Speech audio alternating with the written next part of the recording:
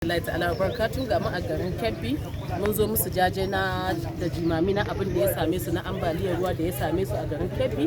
As you can see, a lot of houses are damaged. A lot of houses, gidaje da yawa sun zama flat. Amma kuma sun ci sa'a, sun yi sa'a domin gwamnan garinsu da matar shi ba su basu ba. Kullum dan Allah sai an kai ziyara, an kai musu kayan tallafi, an kai musu duk abubuwan da ya kamata a ba su na ci da na sha da na sutura har irin su tabarmi da sauransu. Ba abin da zan iya cewa gwamnan Kebbi wato Atiku Bagudu da matarsa Dr. Zainab Shinkafi Bagudu sai da in ce musu ubangiji Allah ya saka musu da alkhairi. Dama ana ta faɗi muka ce bari mu zo mu gani mu ji da idanunmu kuma alhamdulillahi sun ba mara kunya domin mun gani kuma mun ji. Kuma muna fata wanda wani abin ya sama ubangiji Allah ya maida musu da alkhairi. Allah ubangiji ya kare su, ya kare iyalansu da sauransu. Ruwan da za su sha rijiyarsu ga baki da ya lallace amma alhamdulillah za mu je can yanzu za ku ga bohol da ake musu. So can you beat that? Kebbi is wow, I'm telling you, you can't beat it. So za mu je mu ga bohol da ake musu yanzu. An yi bohol wajen guda 4 ko 5 yanzu ko guda na yalla bai ga na ko yanzu an yi guda 3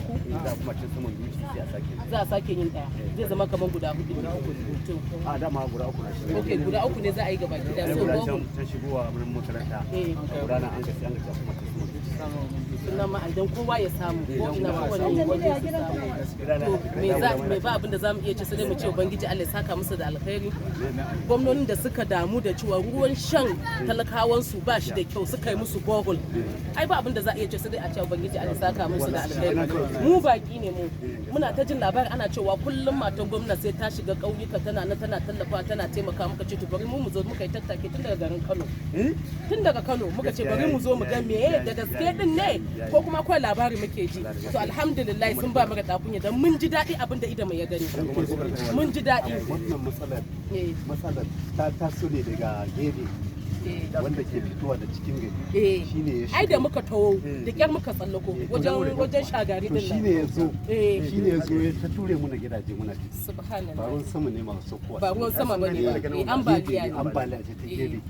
Dole sai a muna magani. Insha Allah, in Allah ya yarda kuma suna iyakaci kokarin su. Gashi ne ai mishi rakiya zuwa daji. Mun gaggani wallahi da muka tawo a hanya da ke muka iya samun makara sunan. Ubangiji Allah zamu je yanzu ga wannan da bohol da aka yi shi. Lamashe kula. Da ake musu. Lamashe kula.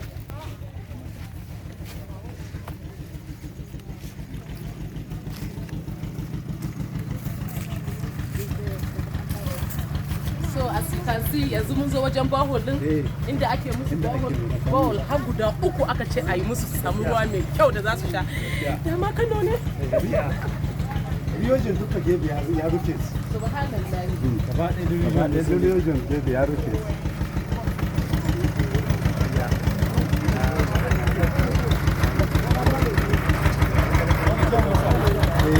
Mai sa'ayi saboda duk gebe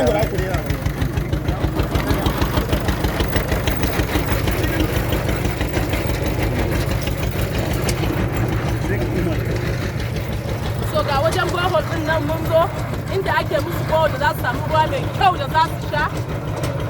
Gaskiya an Kebbi sun yi sa'a da irin wani abu yana faruwa a sauran garuruwan gwamnati su ma sama ana yi ba, shi ya musu ba su san ana yi ba, amma nan garin Kebbi duka sun damu daga su har matan su gaba gida sun damu suna ta jimami suna ta to ga matan su ma